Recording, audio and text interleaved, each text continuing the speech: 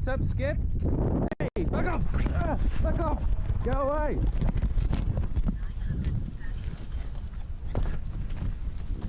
Fucking kangaroos. Why did I play that video? Because we have like plenty of Australians that actually come into the show.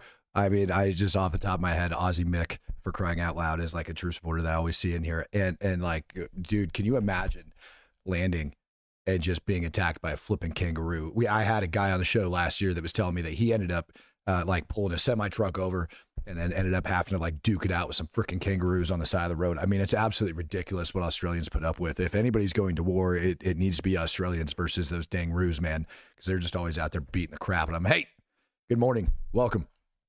We have some wild stuff going on across the world. We have Israel, the IDF, conducted cross-border raids over into southern Lebanon last night, taking out multiple Hezbollah targets. We have the largest aerial attack on Ukraine since the start of the war. The numbers are freaking staggering of what Russia actually did to Ukraine last night. Jelani ends up striking a deal with Israel, and a U.S. Special Envoy is currently over shaking hands with Jelani as we speak. Not to mention the Houthis, by the way, attacked another merchant vessel and killed 4 freaking merchant sailors. To be civilians, for those of you who are unaware of that term. What the hell is going on with the world? And oh, by the way, it definitely seems like all of Iran's little proxy forces around the region are ramping up attacks on Israel, and Israel is doing their best to kind of quell it. We're going to go over all of that and much more on today's episode, so I hope you guys are ready for it because it's a good show. Now, first, I know a lot of you guys have always asked me to comment on this situation, and I refuse to do it over here on the Speak the Truth channel. I've gone on other people's podcasts and talked about it before, but check this out. Boom!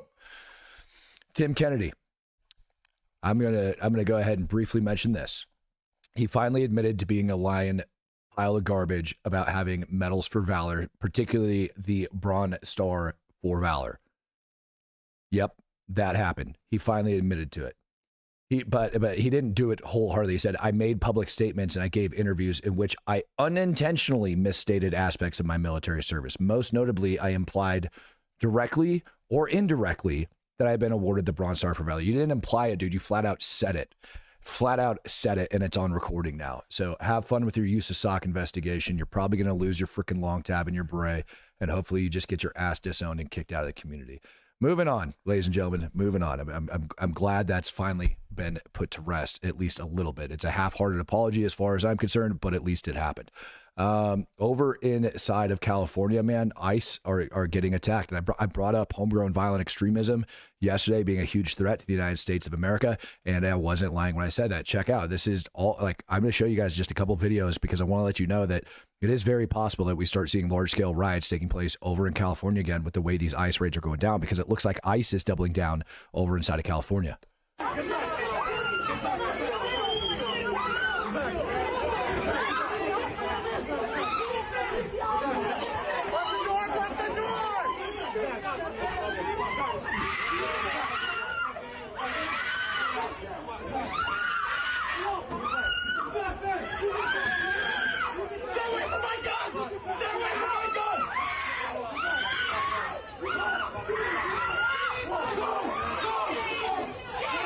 Yep, that's pretty much all the scenes you really need to see out of that. Sun Wukong says, good morning, Sarge. Is it me or are the Muslims taking over the West? WTF is going on? Is this a PSYOP or is Texas it turned into the next Minnesota? Well, I'll tell you what, man. It's funny you asked that question. I want you to look right here in the center smack dab of this screen and take a look at this gentleman just wrapping his face with a keffiyeh, and you ask whether or not it's like taking over.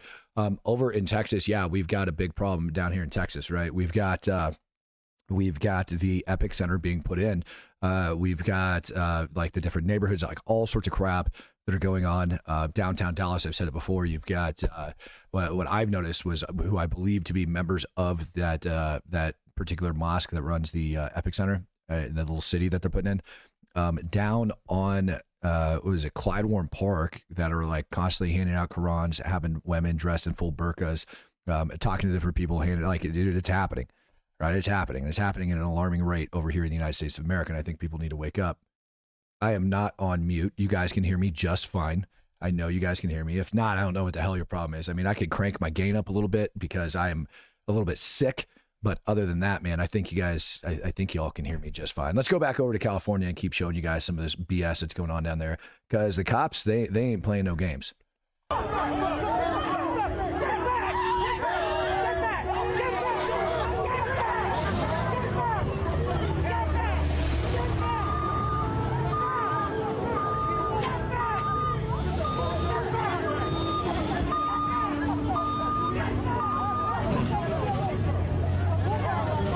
All right, cool. So there they are raiding a place over at the public storage. Where else are they doing it? Well, here you got a guy allegedly inside of a surgical center over in California, and it looks like the staff are a little bit pissed off. I mean, ICE officials are going after these guys pretty much everywhere over in Cali.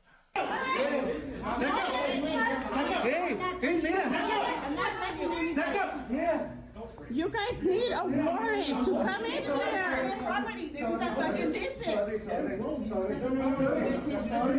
You guys don't even identify yourselves. Identify yourself. Look,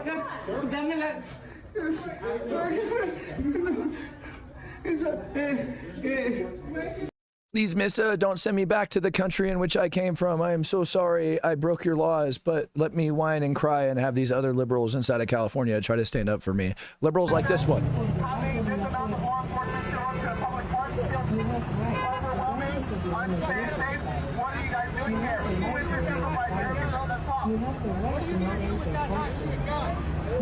What are you going to do? We are American kidnappers. Take your fucking mask off. Like, I can't. I literally can't. Yeah, I mean, all of these people act tough towards the cops because they know the cops can't do anything.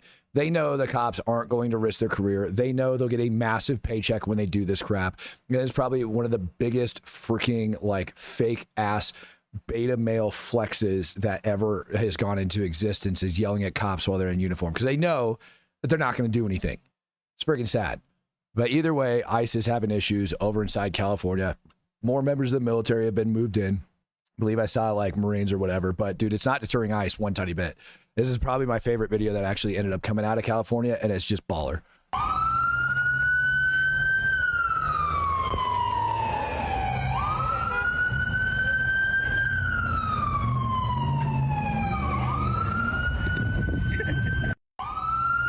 Why do I love that? Because the van pulled up just in time for him to like grab him and go in, like just start shoving him in there. Sun Wukong says, remember when law enforcement could just beat your butt? Those were the days. Yeah, I mean, they still can, believe it or not. They just choose not to. Every time you see someone getting tased, just remember that the cop is actually authorized to beat the freaking brakes off of them. They just choose not to. All right, I'm going to take you guys over into the Middle East. We're going to get into the main portion of the show now. I'm going to take you guys over to the Middle East, and I'm going to take you guys down into the Red Sea and the Gulf of Aden. We're going to talk about the Houthis briefly for a little bit, and then we're going to jump up. I believe after that, we should be talking about Lebanon. So we're going to go from the Houthis. We're going to go up over here, and we're going to talk about all the strikes and raids that took place in Lebanon and a little bit about Syria. But what I have noticed, and it is alarming, is the amount of increased attacks that are taking place by both the Houthis, Hezbollah, pretty much all of Iran's little proxy organizations. I actually put a thread together. I'll give it to you guys in the chat here in just a little bit for you to read about. But yesterday, the Houthis ended up releasing a video. And that video is pretty freaking disturbing in Matt's opinion. All right, let me mute that sucker. It's pretty disturbing because when they ended up assaulting the ship, they made dang sure to get everything captured on video, including the audio warnings and everything else. It's a huge propaganda piece. Surprisingly, in this propaganda piece, the 22 crew members were not killed. But in today's raid, where there was no propaganda piece being put out, the crew members were killed. 4 of them is what I am hearing as of right now, ended up getting killed by the Houthis when they were invading another ship, right? And they end up putting the sucker out. They end up sinking the ship, and it's what? Nobody is doing jack about it over inside the Red Sea. There ought to be an international force that puts these guys in check, but it's not happening. Additionally, the Houthis have fired 8 ballistic missiles at Israel. I'll say that again. The Houthis have fired 8 ballistic missiles at Israel since the cessation of bombing of Iran. So what the hell's going on?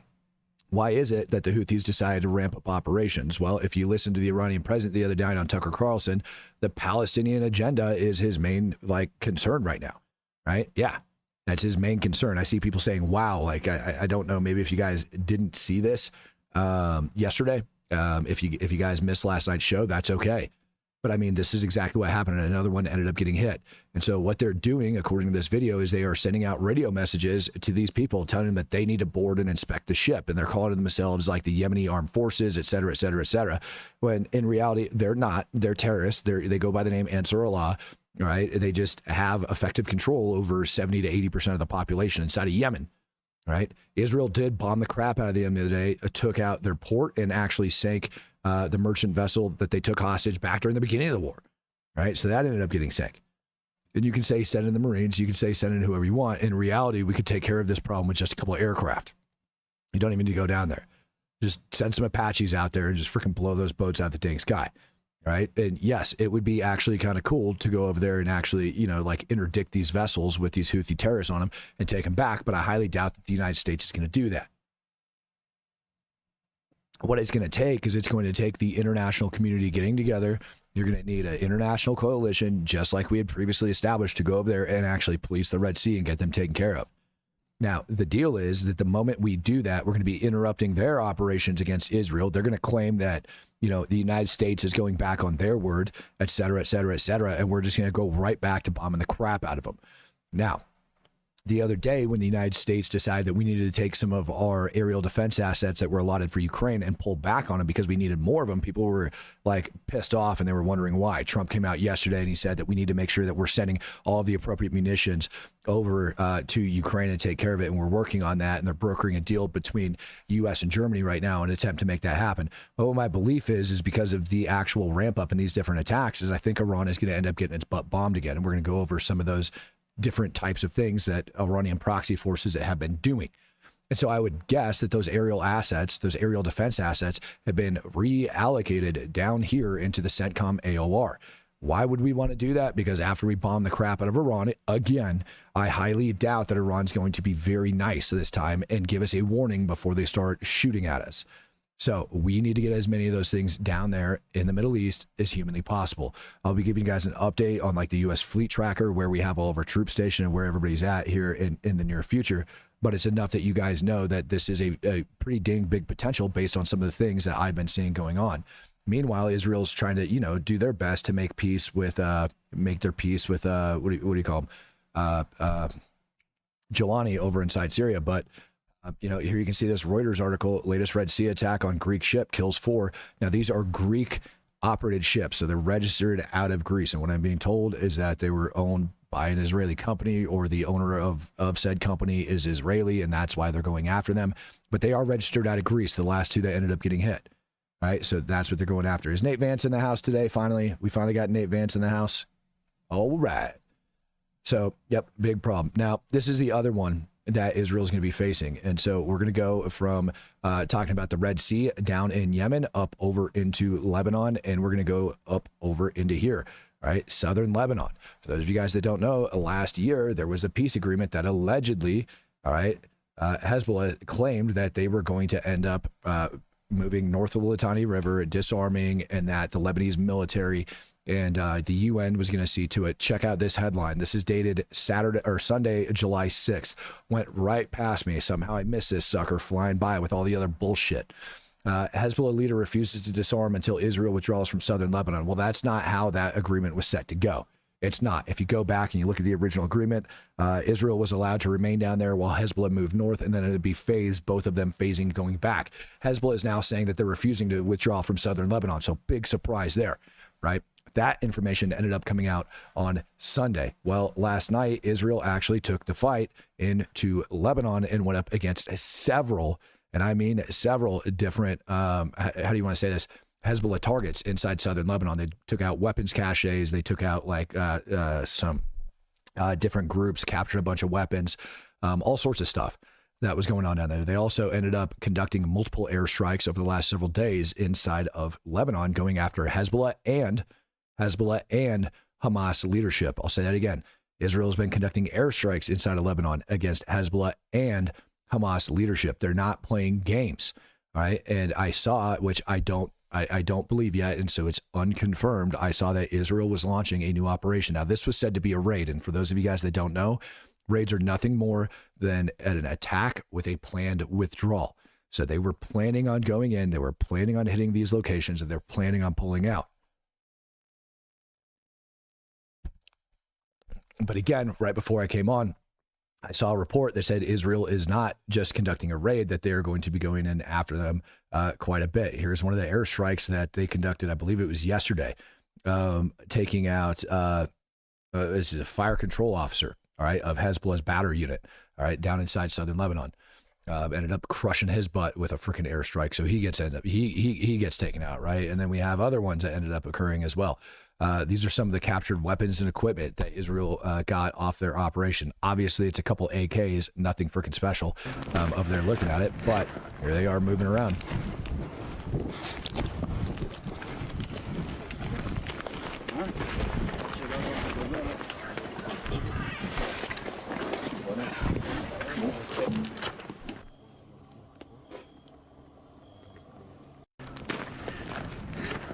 So what's going to be the end result of this? Good question. I think we're going to end up seeing Hezbollah answering back.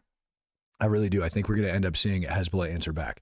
So big issues that we have that are going on over there. We have the merchant vessels being attacked. Then we have, Hezbollah that's refusing to withdraw from southern Lebanon. We ended up seeing the Houthis fire 8 ballistic missiles at Israel since Iran, the Iranian bombings of the nuclear facilities. And then probably one of the biggest things I think that people aren't noticing was just from the other day.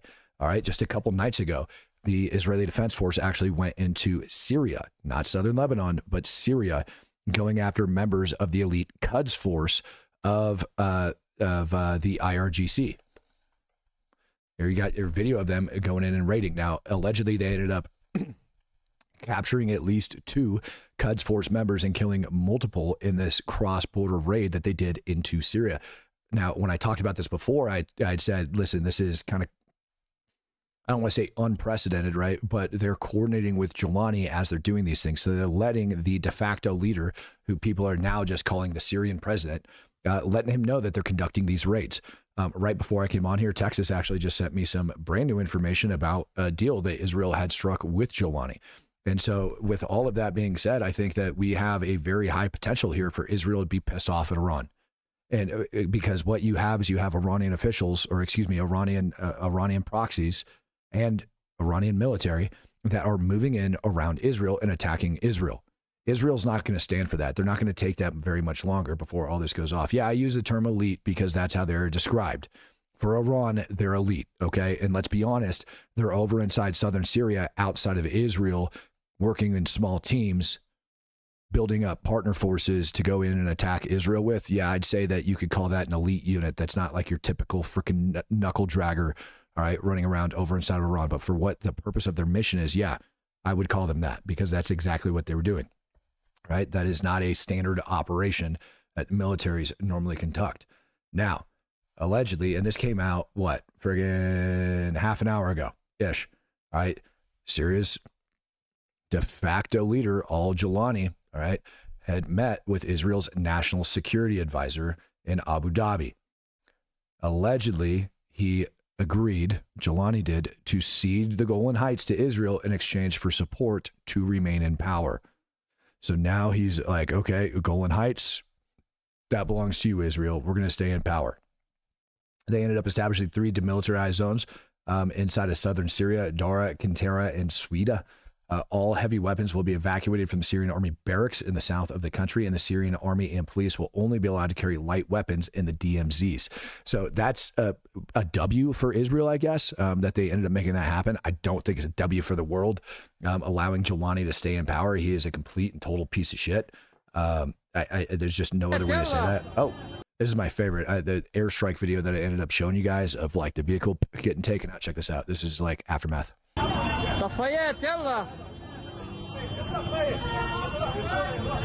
so dead Hezbollah, that's good. Sitting there roasting on fire, smelling like barbecue for the good people of Lebanon.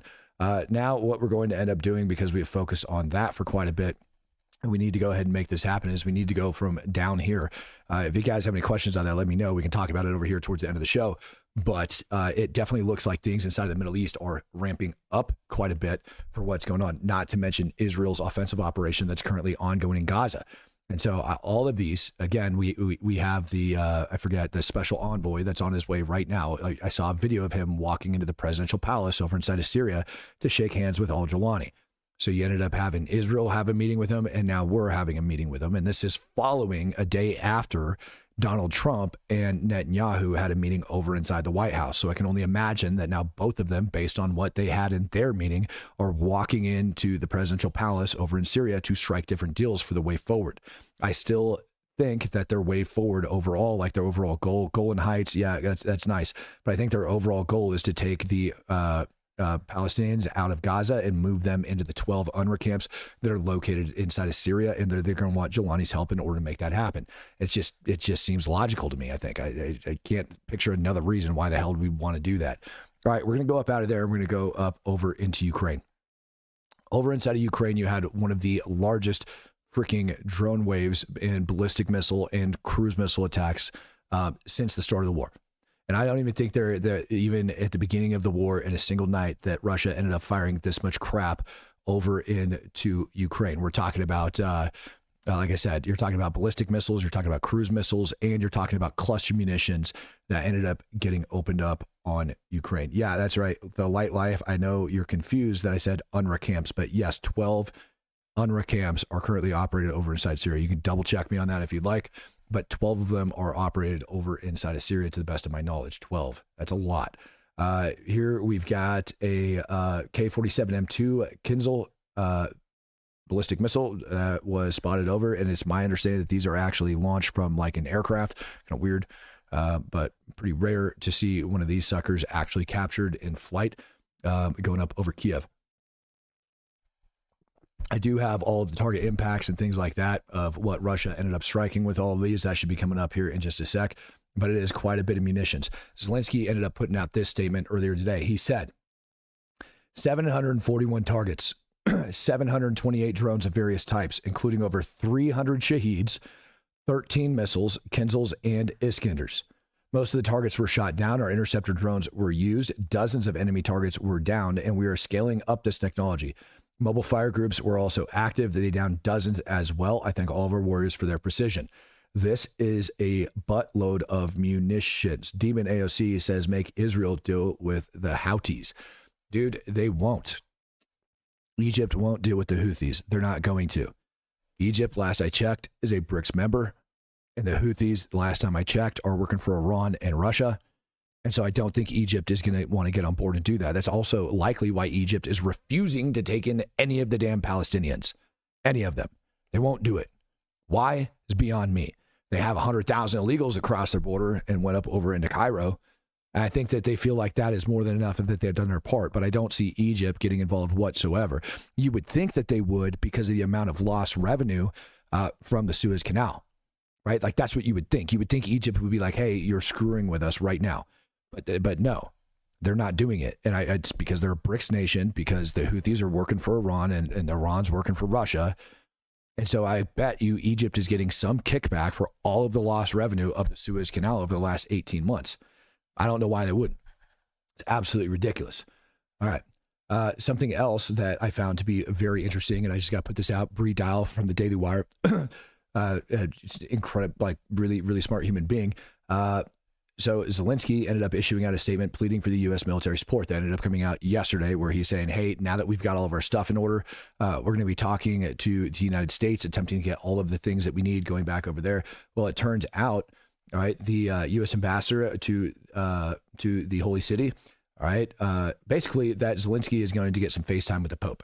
This morning, His Holiness the Pope, Leo the 14th, received an audience at the residence His Excellency Vladimir Zelensky of Ukraine, with whom he discussed the ongoing conflict and the urgent need for a just and lasting peace. During a cordial conversation, the importance of dialogue as a preference means an ending to hostilities, and it was reaffirmed. So having support of the Pope and having support of the Catholic community is actually pretty big. That goes down. I don't think a lot of people understand that, but it is a pretty big deal for them in order to have that. So here is your assessment for where everything ended up going out. You had 7 Kinzhals that ended up impacting over in Lutsk or in the vicinity of it, 3 KH-101s that landed over in Lutsk, and 2 KH-101s impacted at the Ozern Air Base. All right. As far as that goes, there's people that are saying that none of the missiles, the KH-101s, actually ended up getting shot down. I don't know. I can't tell you the validity of that, but what I can tell you is that you definitely had some KH-101s with cluster warheads that ended up slapping into Lutsk. Check that out.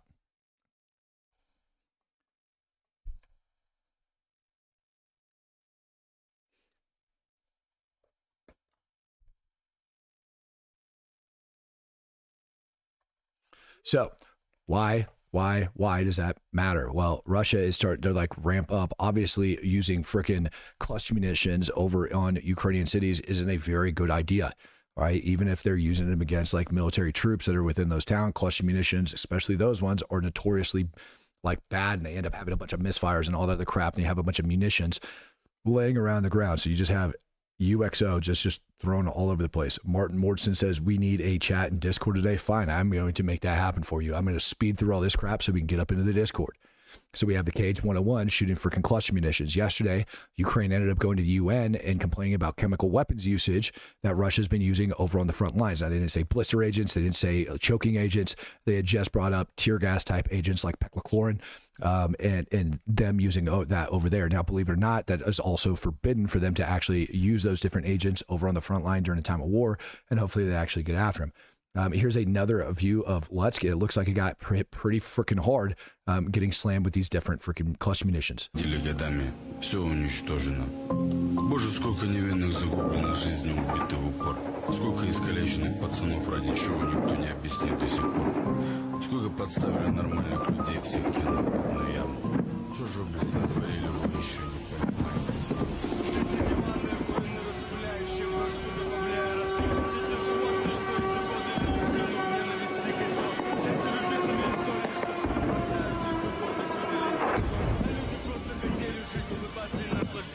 You know what? I see people complaining about our new mod down there in the chat, Mary, and the amount of stuff that she's deleting. I'm all about that life, man. Like, Mary, you do you, boo-boo. If you want to get in there and start deleting all the Russian shills and the pro-Palestinian shills, have after it. Like, have at it. I don't care. Like, delete the crap out of them. Get rid of them. I don't want them. Over in Ukraine, you also had this issue. You had Chinese spies attempting to buy information on Ukrainian missile programs. All right, they allegedly ended up trying to pay off some college student. It was like this kid and his freaking dad, and the SBU ended up arresting him. So now we've got an issue with Chinese spies over inside of Ukraine, and I can give you guys the full story and the full takedown on that. Not that it really matters. All right, if you guys really want more information on that, that's fine. It's not. I don't think it's really that important to know. All you that you need to know about this is that you have Chinese spies that are being arrested over inside of Ukraine. I have often told you guys that China is always working in the dark, that they are always, kind of behind. And why would Chinese spies be valuable over inside of Ukraine? Ukrainians are very, very protective over their country, very protective over their country. When I first went over to Ukraine in 2015 and I was speaking Russian, I had people that would come up and actually check my passport. Like, I can't make this shit up. I had people in restaurants that would come over and be like, sir, like, who are you and what are you doing here? Let me, like, the civilians, not police officers, not military, just regular Ukrainian civilians that are coming up and being like, no, we don't like you. You might be a Russian spy. But Chinese, on the other hand, might fly just a little bit more under the radar if they're not over there speaking Russian and doing those different things. They're going to get looked at just slightly differently and probably not with as much freaking like as suspect.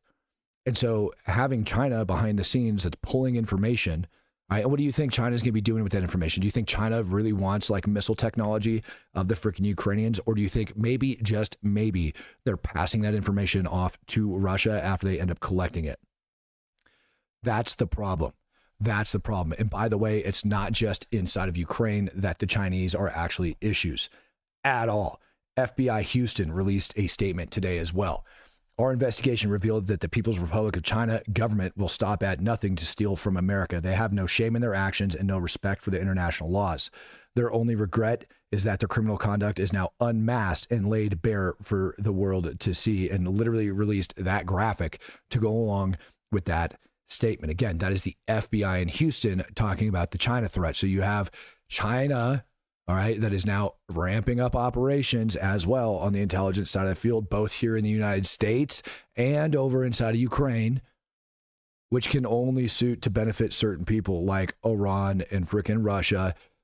It's asinine that we are pretending like this is not a thing, right? Like China is our friend and somehow we're going to be able to get with this. They will say to your face that they love us, or maybe that they're trying to help us, blah, blah, blah, blah, blah. But that's just not the case. All right. They're going after him. Everybody's saying who voted for Karen. I did. And if you don't like it, you can leave. Weapons storage facility ended up getting hit. I forget exactly what they ended up having here, but yep. Ended up smashing the crap out of that thing. Got a couple different angles of this thing going off as well. So while Russia was busy smashing Ukraine last night, Ukraine was busy smashing little portions over inside of Russia, albeit not nearly as significant as the impacts over inside of Ukraine, but still.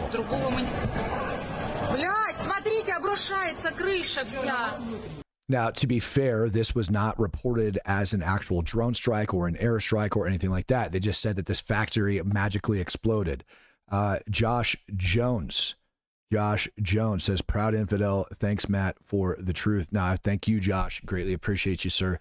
It's nice to have people that identify themselves as proud infidels.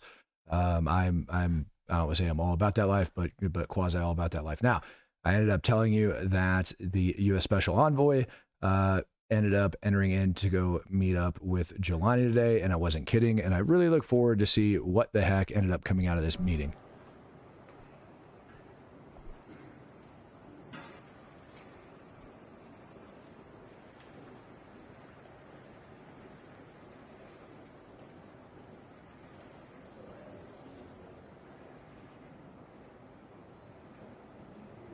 You know what? If Mary does end up banning Texas, I will probably end up supporting Mary. Do you know why? Because she's unbiased. I've never actually talked to her in person. I just judge her based off of everything that she's done before. And if she's deleting your comments, it's probably because you're saying some dumb stuff, you're Russian shill, or you're over here spitting out terrorist propaganda, all of which I really don't care for, and it can all go away.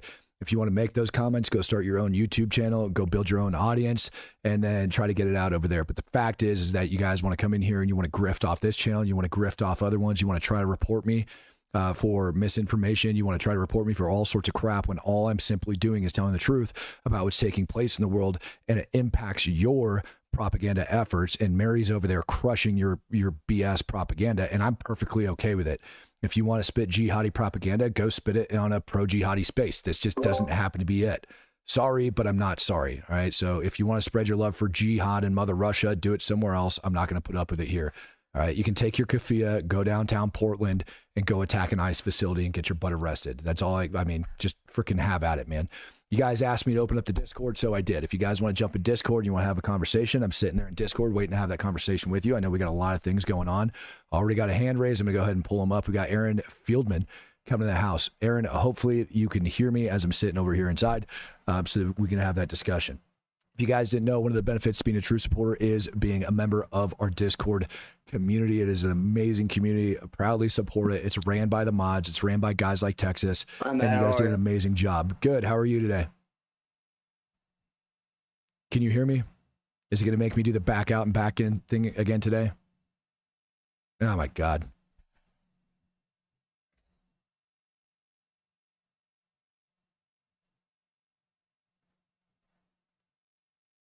Here, let's try it again. Can you guys hear me now? No, come on. What? Yeah, I'm not able to. Yeah, I don't know if it was on.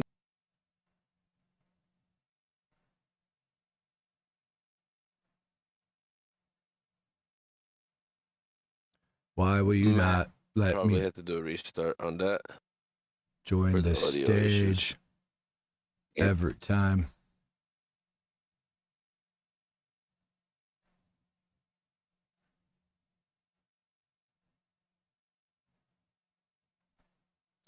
All right, how about now? Yeah, we can hear you. Yay. Okay, fix the problem. All right, great. So I was looking at what's going on in with Iran, Israel, the U.S., and I had a thought. Why don't we think about it? I think personally that the U.S. obviously Iran gave no signs of saying, you know what, you guys fucked us up. Like, we're not going to stop, and we're going to stop from issuing them.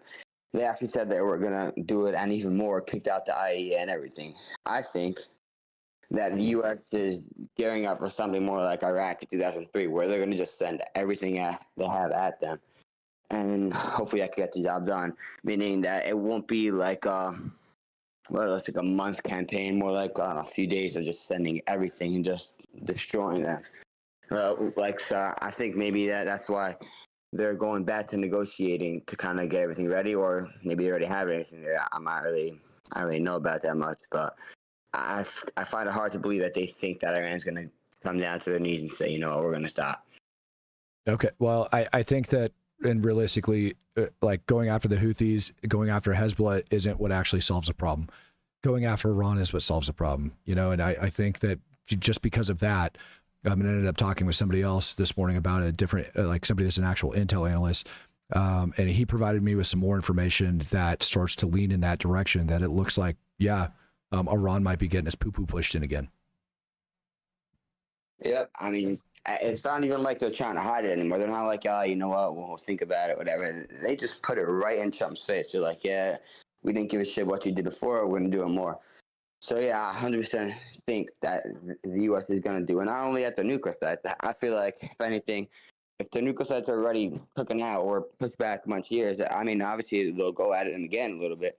But I think it's more like going to be at the weapons that they're distributing to the proxies, so that Iran can no longer do that. I feel like that's one of the most important. Obviously, nuclear is number one, but right after that, I feel like anything. We got a lot of people up on the stage right now. Who all do we have up here? It's getting kind of crazy. Real quick, I want to hear from Texas about just kind of like quick over what he heard about both Texas and Nate, about what both of you guys heard over what took place in Ukraine last night and the actual effects on target of all those Russian munitions. We'll start off with Texas because I'm pretty sure you're still in theater. Yeah. Yeah. Last night was a very, very loud night. Especially even in the area where I am at, and it's not very loud. Like not far from where I'm at. It's not very loud normally. Apparently, and I have not yet to confirm it, but this is apparently the target in Lutsk was a manufacturing plant that makes motors for rockets. I don't think so, because if it was a manufacturing plant that makes motors for rockets, like especially that assembles the rockets or whatever production for that, you would have had a big boom video going out really, really, really quickly. And all you saw was cluster bombs and shaheeds hitting, and nothing big but small fires in apartment complexes. They did hit a big commercial area there in the city as well. But it can't be what they said it was, because we would have obviously, when Ukraine says we hit one of your factories that makes X, Y, and Z, and the factory goes boom very big, we know that X, Y, and Z was in there. Mm-hmm. But yeah, other than that, that's it's just another loud night. Air defense was working, helicopters were working, and there's a new, they're trying it out now. I saw they're using this little two-seater prop jet plane with the mounted I think it was a 27 mil cannon on it or something like that, to hunt, because it's much slower than fighter jets, so they can actually like try to track down these shaheeds and shoot them down. But yeah, that's pretty much it. Yeah, interesting. Nate, you got anything to add to that? Yeah, well, pretty much the same thing. The Ukrainians are pretty good about staying fairly tight-lipped about like BDAs when the Russians do strikes, and they do a pretty good job of keeping things secret and kind of moving them around. I mean, there's big places like the Yuzmach plant in Dnipro. Everybody knows what that is. It's been there for decades, right? Mm-hmm. But these smaller things that are out in these other towns, they're very tight-lipped about it, and they're very quiet about the BDAs, which is a good thing. But I agree with Texas that you would have seen a big secondary if you hit a rocket fuel manufacturing site that's been taken. Yep. Okay. Well, crap. Shane, I see you over there wiring up some, I don't know. That looks like one hell of an outlet you're freaking crushing. What's up, brother? What's up, man? I'm wiring up a water heater, lights for a bathroom, exhaust fans, all type of shit. I just wanted to jump in here. I'm listening while I'm working, man. I just want to say raise hell, praise Dale. Infidel for life, man.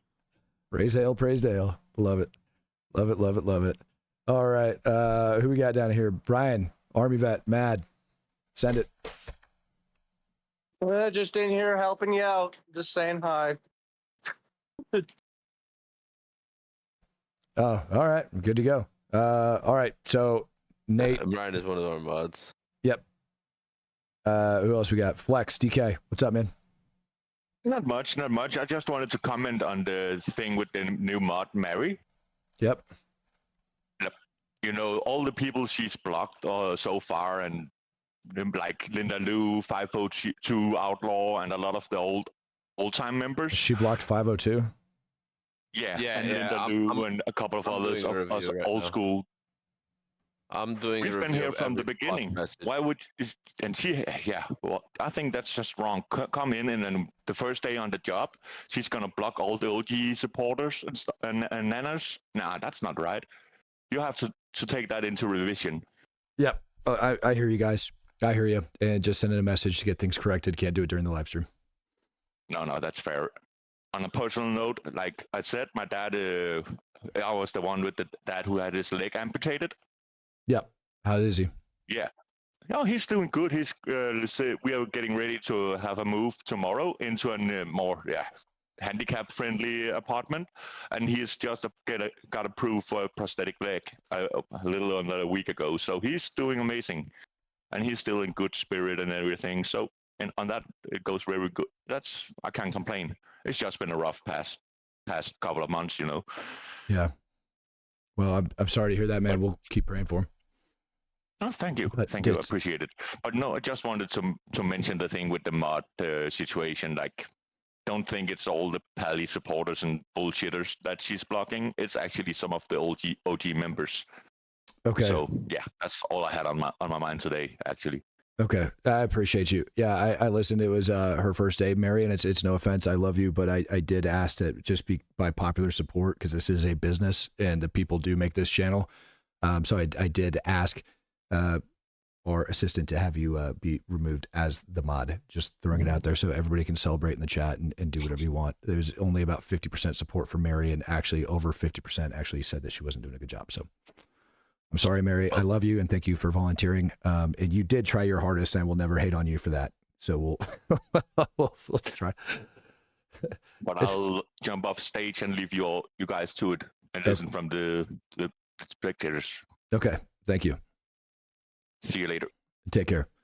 Hey man, if you're interested, can I give one of my buddies a call out here real quick? A call out? Yeah, absolutely. Yeah, so it's a buddy of mine he was in Ukraine. He recently, like just in the last 24 hours or so, returned back to the States. But while he was there, you mentioned the Chinese, spies trying to steal missile secrets or whatever. Well, he was in a recruitment center and he noticed a bunch of Chinese nationals, and he got in touch with me and it was like, sometimes when you think you're onto a conspiracy theory, you got to question yourself and be like, man, am I losing it here, or am I on the right track? So he sent me a message and he goes, do you think it's weird that there would be Chinese nationals trying to join the Ukrainian military? And I was like legit CCP Chinese nationals? Yeah, that's probably a problem. And I think we mentioned it here in this Discord channel, right? And what's interesting though is for him, all of the people surrounding him were like, man, you're crazy. It's no big deal. And I'm like, listen, you can't even send an inappropriate, social media post in the CCP. So these guys are not here just of their own volition. I think you should bring it up. And we did, and we kind of let some people know.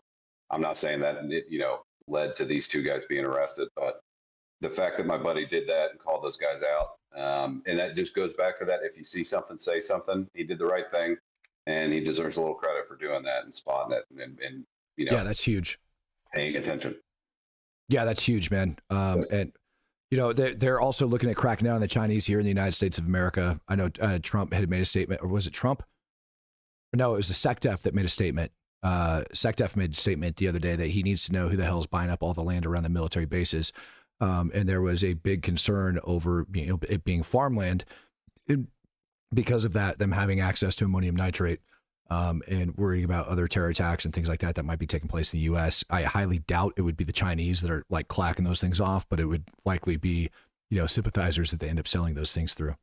So, yeah, it's good that we're looking into that and getting it taken care of, because China's always been like that silent partner in the back. Do you think I was wrong about my assessment there of, the only reason China is doing that crap is because they fly under the radar a little bit more over inside of Ukraine, and they're obviously going to be giving that information to Russia? I think so. I think the Russians probably asked them to do it.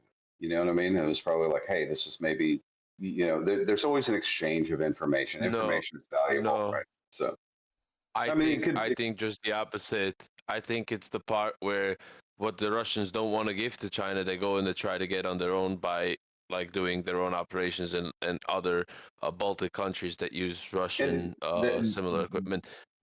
I don't think that Russia told China. That was the next part I was going to go to, though, is, China could then turn around and sell that data to Russia or use it as, leverage for them.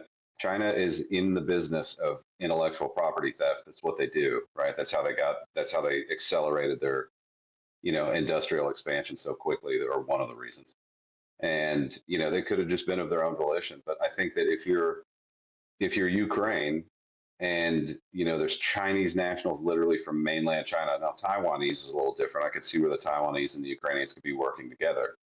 But, from mainland China in Ukraine, those people do not just get to do whatever they want without permission from the CCP. So the fact that they're there means they're probably working for the CCP. They're not really your friends, right? So I think, hopefully a message to Ukrainians in general would just be very wary of those people, because they're probably not there, with good intentions. Sorry about that. People were losing it over in the chat, so I had to go over and remove Mary as mod. So that's why I went silent. So just so everybody knows, she just got removed as mod. So everybody calm down. Dude, the mod drama was crazy today. I have never seen so much support and also so much hate all at the same time. But the fact is that it is not a democracy, but the channel is still a business. And you guys, true supporters do create the channel, and they are upset over it because we have some OG true supporters that have done a lot for this channel that were being blocked. I'll have to go back and review the messages and see everything that's going on, but I'm not opposed to removing her for a day until I'm able to go back and see what it was she was blocking. 100%, man. The First Amendment applies to the federal government, not your chat. You are the dictator of that. It's your thing. Yep, exactly. All right. So getting back up, what do we think about what's going on in the Middle East? Do we think Iran is going to get the crap bombed out of it again? Texas, or like anybody that's on the panel, you guys are more than welcome to speak up on it. 100%. 100%. I put my money on it any day of the week. Anybody wants to go against that odds, call me. We'll place a wager. All right. What are your reasons for stating that? What do you mean? Everything I've stated about Iran. Trying to act, like they're sitting there and acting like. What do you mean? Oh, that wasn't destroyed. We're starting again. Oh, well, death to America doesn't mean America. It means who you trying? They're buying time.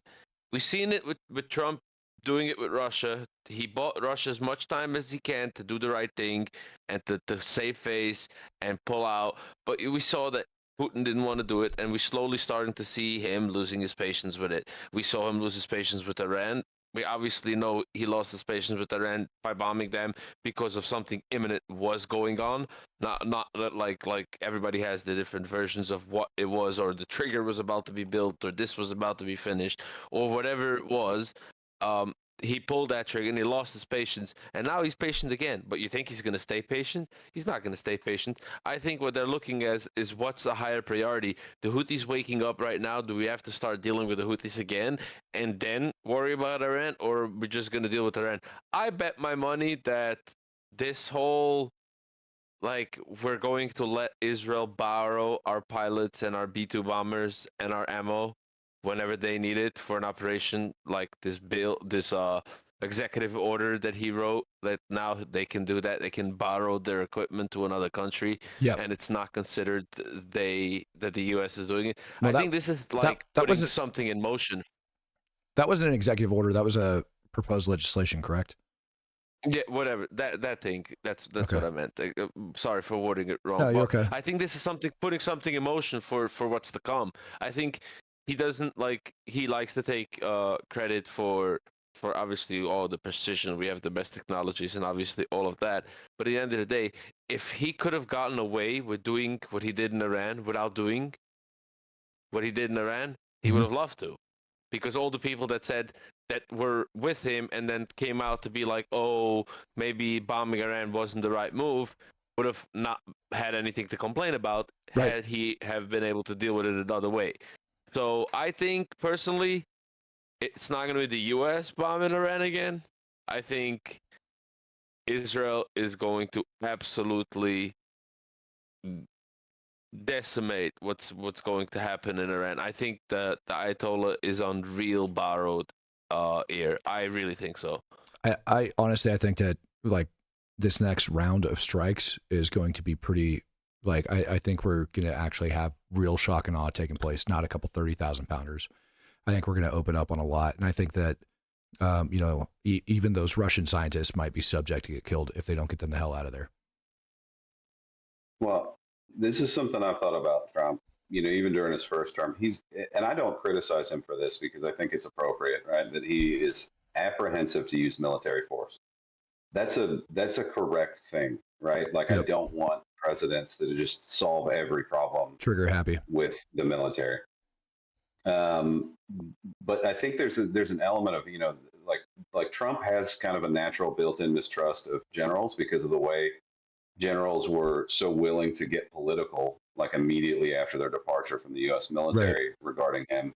And there's a reason that we tell general, especially flag officers, like, don't get political, right? There's a reason. So I think there's a little bit of mistrust there. And he doesn't I think in some ways he doesn't necessarily you know, he's not a military commander. He's not a military president. So if he does a military option, he has to hand over a little bit of control to guys that there's kind of a sense of mistrust built in there. Yep. But I think after the Iran strikes, when they were like, trust me, it won't be a problem. And then it wasn't a problem. Like, they went and did their thing and got out. I think that's now you have Trump that's like, okay, maybe I trust the military option more than I used to. He's still apprehensive. I think that's built in, and I'll remain saying that's a good thing. But I think, you know, once that Band-Aid's pulled off and you're like, whoa, these guys can actually go get some crazy shit done. You know what I mean? Well, then it starts to become more of an acceptable option than it maybe has been in the past for him psychologically. And I think what he's going to end up doing is he's going to look and he's going to say, okay, what are the effects on target if we bomb Iran? Like, what is the intended outcome of getting it? If their intended outcome is to deter them from making, you know, enriched uranium, that's one thing. If the intended outcome is a regime change, that's something else. And all of those things are going to end up, you know, being like, they're basically, he's going to end up issuing directives to like the SecDef and the chief of staff and say, hey, this is what I want to see happen. Whatever it is, give me options for this, this, and this. And they're going to present those options. And then he's got to go through those options. He's got to sleep on it. He's got to pray on it. He's got to figure out what he's going to do. And that's going to take some time. So within the next 30 days, probably not. Following that, though, I think it's on. And next week, I believe Witkoff is scheduled to go sit down in Doha again with Iran and attempt to do more talks. And those talks, like, I don't have a specific date or time that's supposed to be going down. That's just the latest word that we got. I don't think that there's going to be a difference in those talks. And if Iran sits at that table and says, listen, we're still going to enrich uranium, they're going to get hit again. Like, and the Iranian president was very clear. Like, he thinks that there's going to be some peaceful resolution to this, and there's not. It's delusional. Yeah, the Iranian president, when he went on Tucker Carlson, which I hate the fact that I have to mention that guy's name, but when he went on that, though, you got to think, like, he's not a dumb guy, right? He didn't get to be in that position because he's stupid. And the Iranians, Iranians are not stupid people in general, right? So he's an intelligent guy, and you got to think that he's like, look, I got to put on my best face for this interview. And his best face was basically saying, yeah, we're not done. We're going to keep doing what we've been doing. So, like, it's almost like they have a death wish, or that they don't fully comprehend what can be brought to bear, because they just got a sample the first time. That is nothing close to what is, the full weight of the U.S. Air Force if it gets unleashed. So good luck. In the meantime, do we think because, I go back and I think about Signalgate, and I think that, what JD ended up saying was that, POTUS's intent is to reopen the Red Sea. The Red Sea is not reopened, right? So we know that from Signalgate. We know that the intent of POTUS was to reopen the Red Sea, and it's clearly not reopened with what just took place over the last 48 hours. And I had reported on it before. Merchant traffic has avoided it. They've avoided it for a very good reason. And this is the reason why. Do we think the United States is now going to go back into the Red Sea and start killing Houthis and actually protect merchant vessels that are traveling through? Open question. I think we're going to allow the Israelis to do whatever they want to the Houthis while we're figuring out what to do with the Iranian problem. And I think it's smart, honestly, to go after and kind of weaken some of the proxy groups before you hit Iran real hard. But we'll see. What I think they should do is Matt, call me and you and give us free access to the arms room and just put us on every Israeli merchant ship that goes through the Red Sea, and let those douchebags come with their the worst ship takedown performance I've ever seen. I'm down. We just poke holes in those guys, and then they'll stop doing it. That's my take. Send me, please. Well, that's all fine and dandy, but when they start sending drones and things like that at those ships, that's a different story as well. And you can snipe dudes on a boat and things like that, but what you can't handle is their anti-ship ballistic missiles. Is just a couple contractors hanging on a boat. You can snipe dudes, you can shoot people, you can have all sorts of fun, you can open up on them with belt feds, but what you can't do is deal with those drones and those ballistic missiles. That's a problem. And so I think And then the other big thing is that it definitely looks like Israel is now increasing operations across southern Lebanon and might open up another front again against Hezbollah, and that's going to string them out even further. And if with this new partnership that they're just now struck with Jelani, it's high probability that Israel is going to also, although they're going to be limited operations, continuing cross-border raids over into southern Syria, likely to start paving the way, right, for the migration of people from Gaza to get up in there, and also to prevent attacks on Israeli soil from IRGC members. So I question whether or not Israel has enough manpower and capability to do that.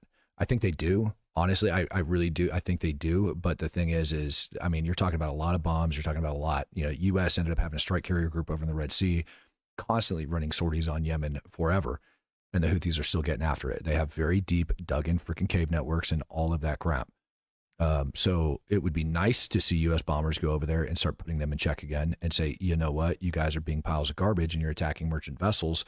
You're killing people in international waters. They killed 4 sailors in international water. Murdered. So why are we allowing this to happen? I think it's just a matter of time before they kind of lose it. The Chinese ship shooting lasers up at and likely blinding. I think someone in the chat said that yesterday that U.S. service members in Djibouti had the same complaints, that our aircraft were being hit with freaking lasers as they were taking off and landing over inside of DJ. So I think it's a matter of time before something like that goes down and it needs to get checked. Yeah, I agree with you. If they're messing with U.S. pilots and U.S. ships in the region, something will be done about it. Yeah. And to me, that's a no-brainer. It's apolitical. You're messing with our ships and aircraft. You gotta die. Right. Sorry for the directness, but that's how I feel about it. But I mean, that's the Chinese. That's not the Houthis that are doing it. That's the old Chinese that are doing it. So are we going to put the Chinese in check? To me, it is what it is. FAFO.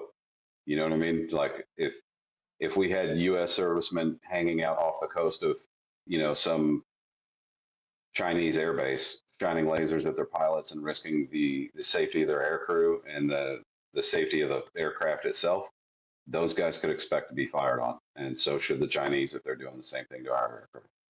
Nate, can I ask you a question? Of course. Did you see the and this is kind of like just closing thought before we end up getting out of here today? Did you see the apology that Tim Kennedy issued? Did you catch the beginning of that on the show? I missed the beginning. I was actually on a phone call with somebody in Ukraine. So Okay. I wasn't watching. So here it is, blowing it up right in the middle of my screen. What he said was, I wanted to take full and unequivocal responsibility for a serious mistake. Over the years, I made public statements and gave interviews in which I unintentionally misstated aspects of my military service. Most notably, implied directly or indirectly that I had been awarded the Bronze Star for Valor. And, you know, he said, this is not true and there is no excuse for it. I've never received that honor and I deeply regret even suggesting otherwise. My issue is that it says I implied directly. He didn't imply, he flat out stated it on that recording that we have. I mean, I just out of sheer curiosity, Nate, like you as a U.S. military vet, and if anybody else on the panel is a U.S. military vet, I'm very curious what your thoughts are on that. My thought is, like, as soon as you started reading it off, because I can't, you know, on the Discord screen, it's kind of hard to read. But as soon as you started reading it off and it said, I unintentionally, right? It's not really an apology at that point. He's basically saying, well, it was an accident. It was just a mistake. You don't accidentally say you won the Congressional Medal of Honor, which he didn't, you know what I mean? Or, you know, the Combat V device. Like, if you're in the realm of possibility of earning those medals, you know exactly what that means when you say it, right? And if a host or something of a podcast, you know, threw it out and got the verbiage correct, you go, oh, no, it would take 10 seconds to be like, oh, no Combat V, right? No Combat V. And then that's over, right? The whole thing's over. But he goes, yeah, you know what I mean? I remember seeing it. Like, it's like, I hate to say this because I don't like to pick on guys, but, you know, I think there's some disingenuous nature with the guy. And it's just like he has a very hard time with accountability of himself. Yeah. And that's, you know what I mean? Like, that's it. Just own it. Just completely own it and be like, hey, I screwed up. And I think most of the community, I don't like to speak for them because I'm not one, but I think most of the community, if you just came out and said, look, guys, I screwed up. I was trying to make money for my family. You know what I mean? I did the wrong thing. Well, he can't say he was trying to make money for his family because now all of a sudden he's admitting, you know, to violating federal law. Okay, well, there you go. You know what I mean? But you know, either way, if he goes, I made a mistake. I just didn't, I didn't want to own up to it at the time for whatever reason. And I'm sorry. Right. Then I think I'm asking you now, would the community just say, okay, you owned it. Good. Let's move on with our lives now. You know, I think they would appreciate the apology. No matter what, he's screwed no matter what. Hell no, because for the last year that he's been getting called out on this crap, he has adamantly defended himself. And as I noted in an Instagram post and several other things that, you know, why didn't you address the BSMVs? Why didn't you address that in his first, like when he first got dimed out, that was the one thing that he left out was his BSMVs. So why didn't he address that? And now we know exactly why. It wasn't until the audio got leaked the other day by the Green Beret community that you know, got him. That finally got him to come out and admit to it. You're right. It's not like it was a one-time mistake. And then, you know, 10 years later, somebody called it out and he goes, oh, shit, man, my bad. You're right. He defended the lie. Right. For long enough to where it's like kind of unforgivable now. You're right. Any other vets up here? I don't even care if you're a Ukraine war vet. I mean, like, what do you guys think about that? I think he's just trying to save his skin without fully admitting it, so that way he doesn't get caught up with the federal law and everything. No, I think that he just made a statement because he was finally being sued by some of the sponsors that were formerly being his sponsors, and then he didn't remove him when they told him that they should remove him, and then he deleted his website. And I think he was getting sued, and he figured having an apology issued before something comes up in court will maybe make it look like he actually made it a mistake and it wasn't real intentional or whatever. But it's not my business to talk about Tim Kennedy, but I can tell you, first time I heard about Tim Kennedy in my life was when somebody said to me, have you seen this like former Green Beret? He's now fighting in the UFC. And then and like he didn't become very famous from that. And then the next time I heard of Tim Kennedy is when people were saying like stories of him running around and throwing 50 grenades into foxholes and smashing bricks over Iranian, smashing bricks. Fighting the IRGC in waves. Yeah, and then, but when I started really getting butthurt and I got like rage, and that's when I took personally involved in this, was when apparently he posted a video, like a selfie mode video or a photo, I don't remember what it was, in Ukraine, saying this was in 2022, saying he just got out of the trenches and he's over here evacuating lots of people, and it was somewhere in Lviv or something. Yeah, it was like, outside put mud of on his kid and stuff. That's what I got told by somebody that was there, was that it was outside of Yavoriv, like outside of Lviv, like in the Yavoriv area, and that he jumped out. And people were like, dude, what the hell is he doing? I heard other stories about him from I heard other firsthand accounts of, you know, his evacuation over inside of Israel and his role that he took part in that. I heard other firsthand accounts of what he did over inside. You mean in Afghanistan? No, in Israel. He went to Israel after he went to Israel after October 7th with Operation Save Our Allies, his nonprofit that he runs with Chad Robichaud. And it's not my story to tell. I told the individual that told me this, that I wouldn't speak about it, so I'm going to not speak about it. But I will tell you that it's pretty jacked up, the things I heard. Well, like that's crazy. Another thing I was going to say is some of the things I've heard about what he was doing in Afghanistan, like, you know, the stolen valor is bad, right? But some of the things I've heard that he was doing in Afghanistan could have actually put active duty service members in harm's way. And to me, if that's true, and I cannot confirm that it's true because I don't know, I've just heard stories. But if it's true, that is significantly worse to me than being a bullshitter, right? Being a bullshitter is bad, but if you put troops in harm's way because you're trying to promote yourself, you should be drug out and beat with a fucking lead pipe. I'm sorry. Yep. And I actually heard that it cost a lot of people their lives, some of the shenanigans that he did over inside of Afghanistan. I mean, like Afghan lives, and shut down operations for an entire day. But that's just things that I've heard from people that were on the ground. Didn't you interview, you interviewed the guy that was on the ground, no? I did. I remember I did. Yeah. That was for one of the other channels I went to go start, and I just ran out of time for.